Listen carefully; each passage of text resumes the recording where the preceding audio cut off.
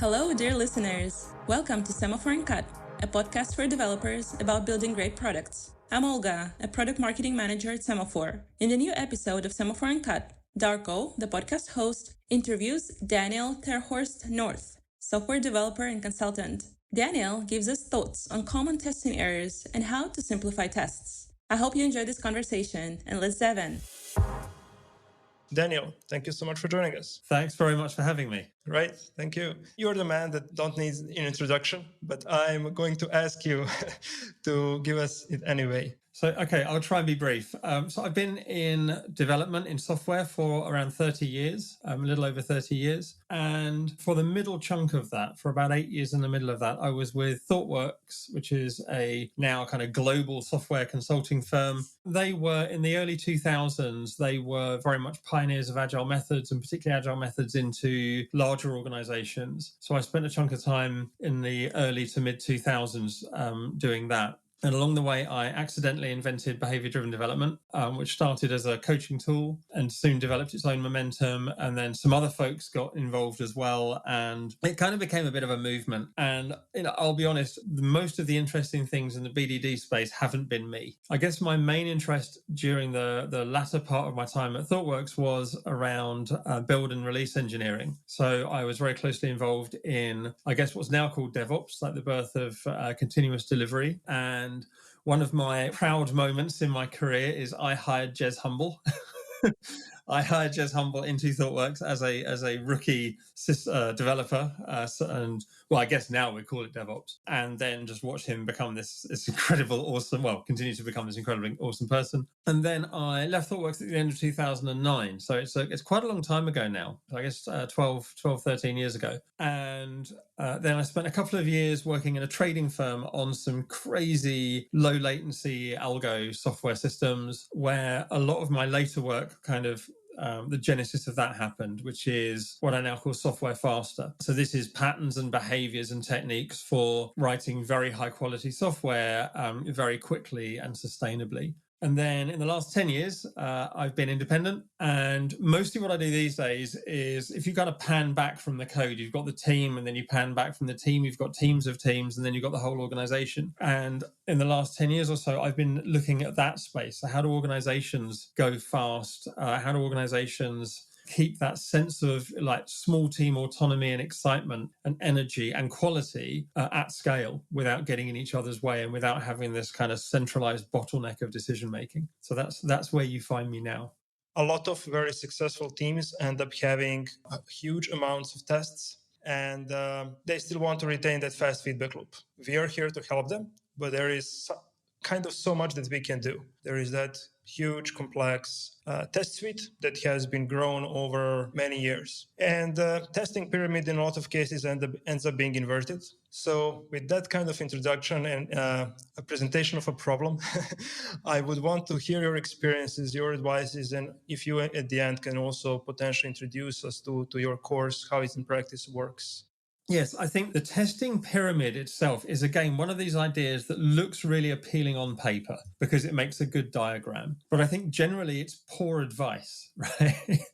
Or at least the way it's applied, the way it's implemented generally is poor advice. My other go-to of being a great poster with really bad advice is the whole Git flow model of software development and having branch per feature. I think there's we could have a whole side topic on why that is a dreadful idea. But let's stay with the testing pyramid. So the idea with the testing pyramid is that you have lots and lots of what we call unit tests, a much smaller number of, say, integration tests, and then a handful of functional end-to-end kind of tests. And what tends to happen is, because we have these record playback tools like Selenium, or we can codify tests into English or natural language looking things like Cucumber or SpecFlow, that we tend to end up over-indexing on those. And we end up with loads and loads of these, and then the received wisdom then is, well, look, these things are slow running. You've got hundreds of them or thousands of them, and that's what's slowing everything down.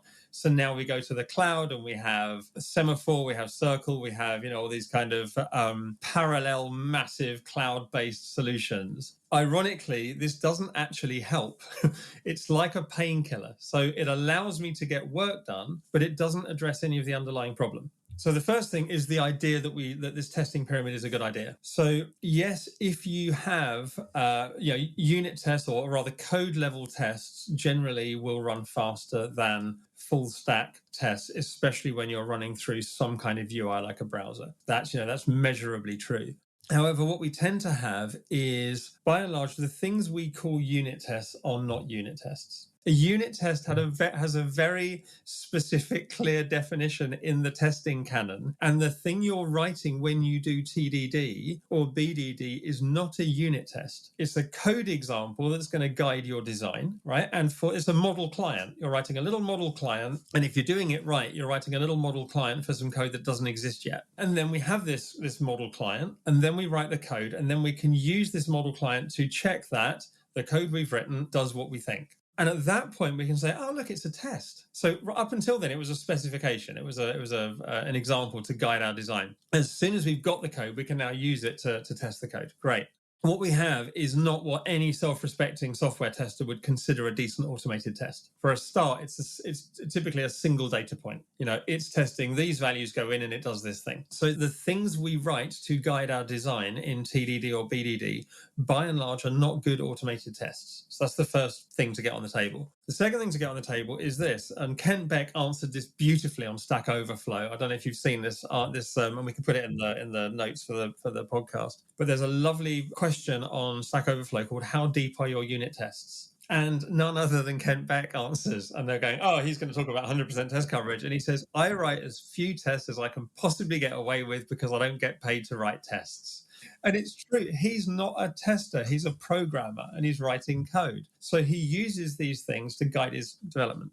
Second data point. Third data point. As soon as you start writing TDD examples that mock the interactions, it's like double entry bookkeeping. I've now got all the place where I've written my code in a test somewhere. I've now got exactly the same list of interactions. So rather than the tests making it safe for me to change code or allow me to change code with confidence, they now absolutely inhibit me changing code. As soon as I change the interaction because I want things to happen in a different order, or I change a dependency, a load of test break. You get this brittleness, which should never have happened. So mea culpa, don't do that, right? And the third point is, or maybe the fourth, is the received wisdom that higher level tests, so functional tests, integration tests, should run noticeably any slower than code level unit tests. If I am putting together my code, my APIs, my components in a reasonable way, and those components are reasonably small and self-contained, then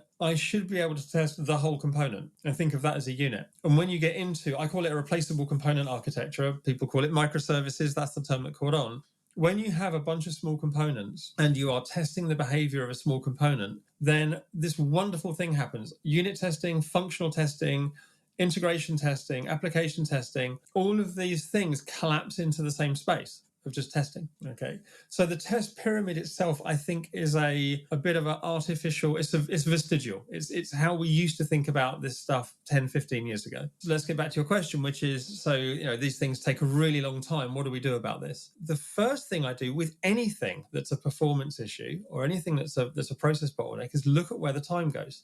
And for a lot of this, it turns out that the time is in the tooling and not in your application at all. And instead, and I've done this, I'll give you an example. We did this with one client. They had literally thousands of, in this case, spec flow. They called them BDDs. But they had the BDDs, and they would run all the BDDs, and the BDDs took many hours to run, and there were thousands of them. So I took a look at some of them, right? And they're practically copy, paste, copy, paste, copy, paste, with a few lines different. So then I introduced them to Python and PyTest, and I love PyTest. It's my absolute favorite testing framework because there's practically nothing to it.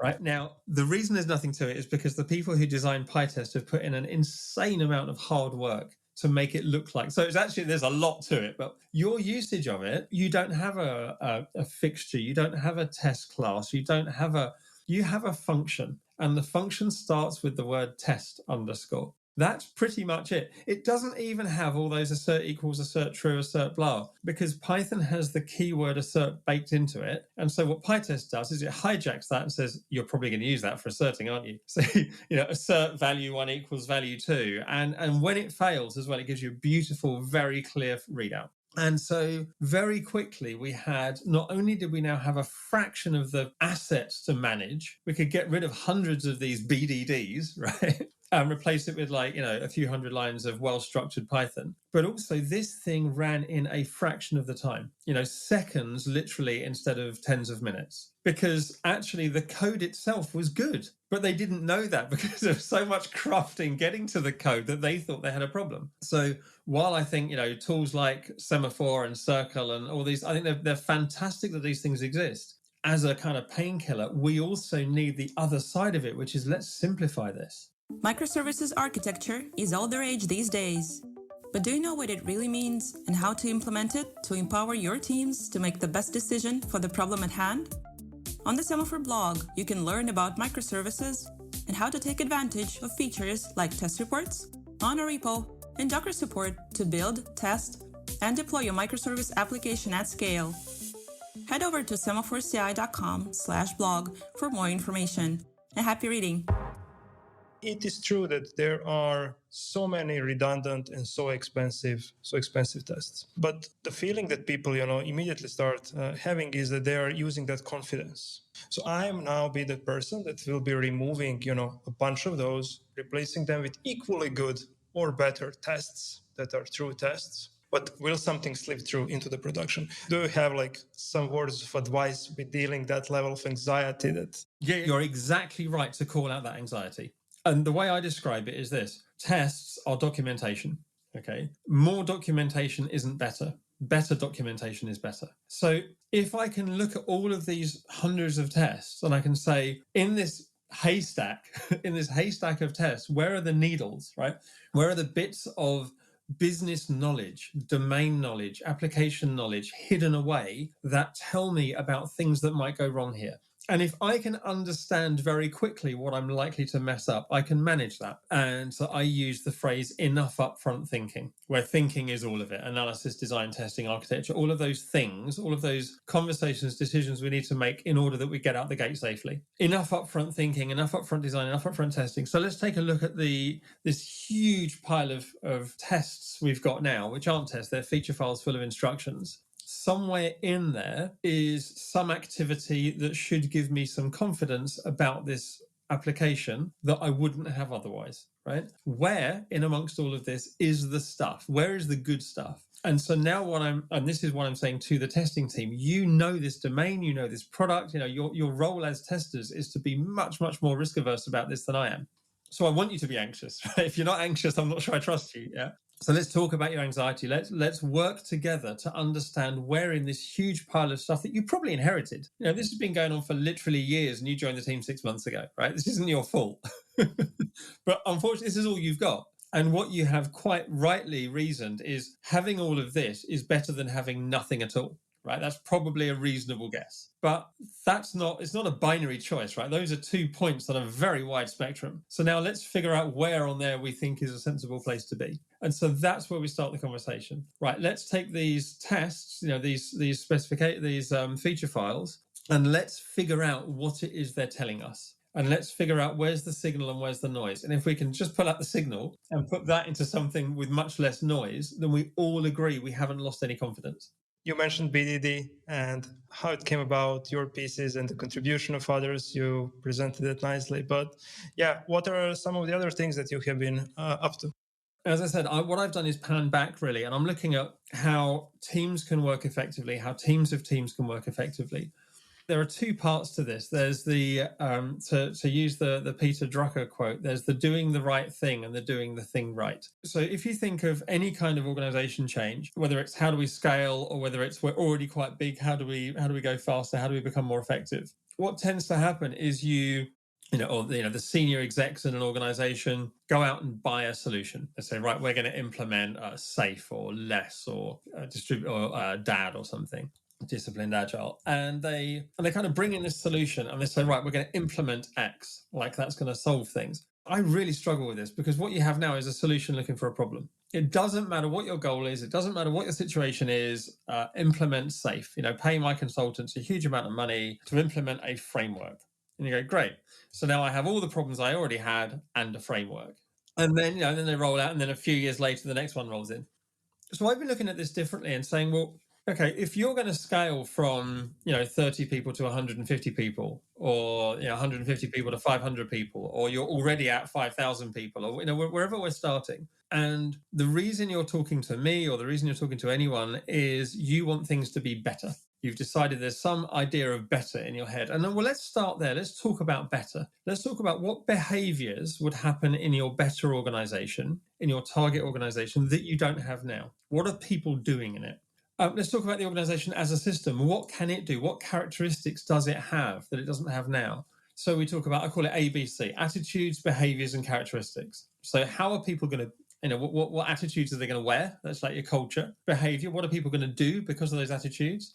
And characteristics, what's your organization going to be capable of because of those behaviors? And then you get this lovely virtuous cycle. And I'm calling this transformation as product. So we think of the transformation, the product is about behavior change of your staff, your employees, and yourself, the people in the organization. What's their target behavior? What's the outcome here? Now we can work backwards and say, right, therefore, let's do the gap analysis. What needs to change to get us from here to there? And only then are you ready to start. Now you can look at it as a theory of constraints thing, and you can say, right, of all the things we could start with, because there's many, many things, which of those things do we think is currently our biggest constraint, is holding us back the most? Because let's start there and let's measure it. And so now I've got my framework. I'm like, I've got the do the right thing. Then we get into do the thing right. And this is where I talk a lot about autonomy through alignment. So we want alignment of technology. We all think about architecture and tooling and design and things in similar ways. Alignment of product. We all think we're building the same thing. Alignment of leadership. We all go about running the place the same way. Alignment of direction. So we think about OKRs and what we're all going to focus on next and what we're going to say not yet to. So what I'm a massive fan of, and I've seen work really well, is you centralize the policy, but you federate the decision making. So you're going to have some kind of technical council or some kind of technical group, forum, made up of representatives across the organization who are going to come together and say, do you know what? This is how we should think about distributed systems. And we document that, we articulate that, we take that back into the teams. You create that alignment as policy, as how we do things around here. And then you federate out the autonomy. You can do anything you like within those guardrails. And so your teams then have that sense of freedom and have that sense of movement. So that's the do the thing right. So, and those two things, when they come together, are super exciting. And then again, you can underpin that with things like BDD, things you can pull in, ideas from out there that you can pull in to say, what kinds of things go into our alignment soup? How do we have an opinion about testing across the whole organization? How do we have an opinion about product management across the whole organization? Creating those communities of practice that normalize that in a larger organization. And once we've got that, the chip implant, once we've got that alignment, that sense of alignment, it means that any team knows it can go as fast as it likes and it's not going to trip over the other teams. And what that also gives us is an onboarding thing. Welcome, Darko. Welcome to the organization. Here's how we do stuff around here. And you're like, oh, thank heavens. Normally I'm just, flailing around for the first few months. But you've got a really clear, structured onboarding thing, which means I'm going to be up and running really quickly. For people who want to learn more about this, follow your work on this topic, or, just get help, can you give us an intro how that can happen? But certainly if you look I've been giving a load of talks recently about transformation as product. I've been doing a pair talk with a brilliant lady called Anna Abaniak, who I've been working with for a bunch of years now, about autonomy through alignment. And we call that Meeting of Mindsets is the name of the talk. There's a number of talks online that are talking about this. You can just hit me up. I'm Daniel@dannorth.net. I'm very easy to find. And I'm on Twitter as well. And come and chat. Thank you, Daniel, for sharing all this with us. And we'll make sure to include all those links and resources that you mentioned in the show notes. Thank you so much. Good luck. Fantastic. Thank you very much. What a great conversation. We learned a lot about how companies should conform their policies to allow teams to be flexible without running wild. Make sure to subscribe to Semaphore Uncut on your podcast player of choice so that you don't miss our new episodes. And stay tuned.